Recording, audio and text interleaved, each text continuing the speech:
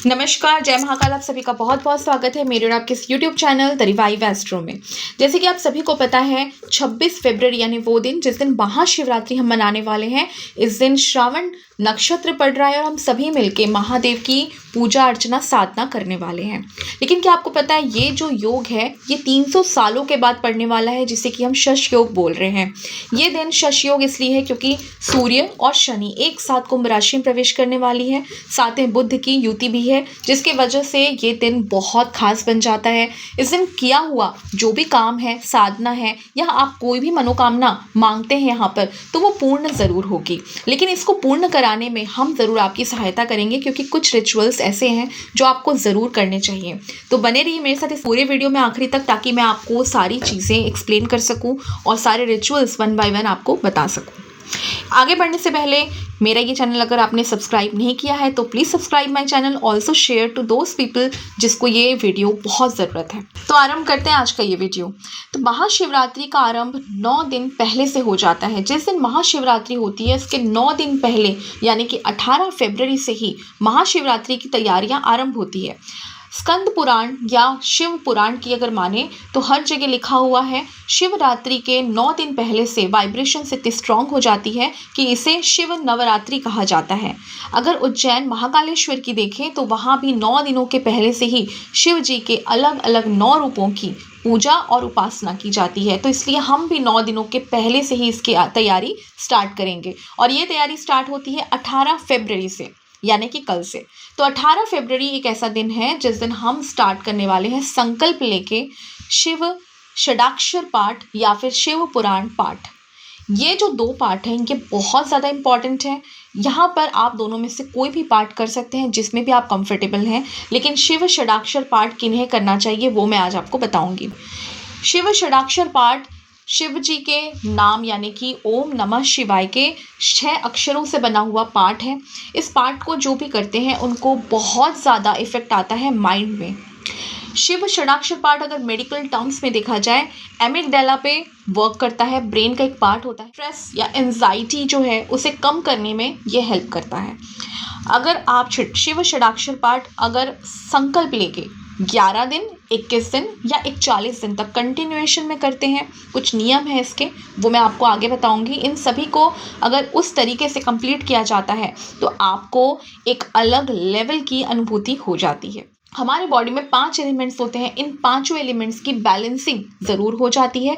फियरनेस चले जाएगा, आपको कॉन्फिडेंस लेवल की कमी है तो वो आपकी सॉल्व हो जाएगी। और यहाँ पर सबसे इम्पॉर्टेंट चीज़, आपने जो भी यूनिवर्स से मांगा है वहाँ पर पूर्ण कराने में शिव जी आपको पूरी तरीके से हेल्प करेंगे, क्योंकि आप जब कनेक्ट होते हैं तो वो कनेक्शन जो है वो बहुत इंपॉर्टेंस रखता है। तो यहाँ पर शिव षडाक्षर पाठ करने का या फिर शिव पुराण करने का, दोनों का ही कुछ नियम है। सबसे पहला नियम तो ये है कि आपको ये जो 9 दिन है ब्रह्मचर्य व्रत का पालन करना चाहिए। दूसरा नियम ये है कि आपको इस पूरे 9 दिनों में अपने बेड पे नहीं सोना चाहिए, आपको ज़मीन पे एक कुशा जिसे बोलते हैं उसे बिछा के सोना चाहिए। आप नॉर्मल फ्लोर पे कोई चीज़ बिछा के ऐसे भी सो सकते हैं, लेकिन बेड पे सोना वर्जित है इस टाइम पे। इस टाइम पे मन में कोई भी ऐसे भाव जो कि आपके लिए और या भक्ति में बाधा डाल सकते हैं वो भाव ना आए तो बेहतर होगा। कोई भी बुरे संगति या फिर जैसे कि मांस मदिरा, प्याज लहसुन ऐसी वाली चीज़ों से आपको दूर रहना चाहिए। तो कुछ ऐसे जो बेसिक नियम होते हैं व्रत के, वही नियम आपको फॉलो करने चाहिए इस टाइम पे। साथ में जब आप शिव षडाक्षर पाठ का पूरा पाठ करते हैं तो उस समय संकल्प लेना बड़ा इंपॉर्टेंट है। संकल्प आपके 3 तरीके के होते हैं, 11 दिन, 21 दिन या 41 दिन के। इनमें से जितने दिनों के आप संकल्प ले सकते हैं, जितनी आपकी सामर्थ्य है उतने संकल्प आप लीजिए और उस तरीके से आप इसको आरंभ कीजिए। अब साथ में मैं उन लोगों के लिए बताने वाली हूँ जिनका चंद्रमा और केतु का खास योग है, जिनकी कुंडली में चंद्रमा नीच का है, चंद्रमा लग्न में है, केतु के नक्षत्र में है, या फिर चंद्रमा की दशा अंतरदशा में बहुत ज़्यादा परेशानी में है, या फिर आप क्लियर समझ लीजिए आप डिप्रेशन के शिकार हैं। चंद्रमा मन का कारक होता है। डिप्रेशन जो है वो बहुत बेसिक चीज़ें होती है, एट्रीब्यूट्स होती है इस टाइम में देखने को। अगर आप डिप्रेशन के शिकार हैं, अगर आपको फ़ील होता है आप बहुत अकेले हैं, आपके जीवन में कुछ भी अब नहीं बचा, तो इस टाइम पे इन 9 दिनों के बीच में प्लान कीजिए सोमनाथ मंदिर जाने का, जो गुजरात में है। सोमनाथ मंदिर एक ऐसा मंदिर है जहाँ शिव जी का वो रूप है जो आपके चंद्रमा को कंट्रोल करने में हेल्प करेगा। चंद्रमा जब वीक होता है, नीच का होता है, आपके इस जन्म के कर्म तो हैं ही, पास्ट लाइफ के कर्म भी आपसे जुड़े हुए होते हैं, जिसकी वजह से चंद्रमा नीच का होता है या ट्रबल्स देता है या ऐसे पोजीशन में बैठा होता है जो आपको प्रॉब्लम्स देगा। बात करूंगी उन लोगों के लिए जिनका 8th हाउस एक्टिवेटेड है इस टाइम पे। 8th हाउस यानी कि आपके कुंडली का 8वां वाला घर, जो कि आपको हमेशा एक ट्रबल्स में डालने का काम करता है। अनचाहे रोग, अनचाहे परेशानियां लेके आए। अगर एज हो गया है तो ऑब्वियसली आपके हेल्थ में मेजर प्रॉब्लम्स दे सकता है, और साथ में आपको हमेशा एक डर होगा मृत्यु का, या फिर आपको बहुत लॉन्ग टर्म डिसऑर्डर्स होंगे जिनका आपको बीमारी का पता ही नहीं चल रहा है कि क्या हो रहा है।